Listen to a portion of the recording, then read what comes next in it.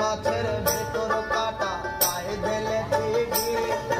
যতন করে ভাবলে ভাবলে চিংড়ি মাছের ভেতর কাটা তাই দিলে ঠিকই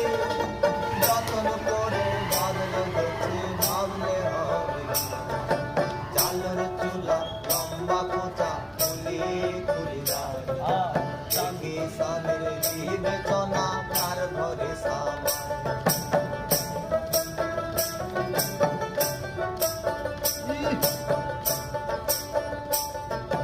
মেদিনীপুরে রায়লা চিরং বাহাতুরার ওই পিতা আর যত্ন করে বাদলি মাথা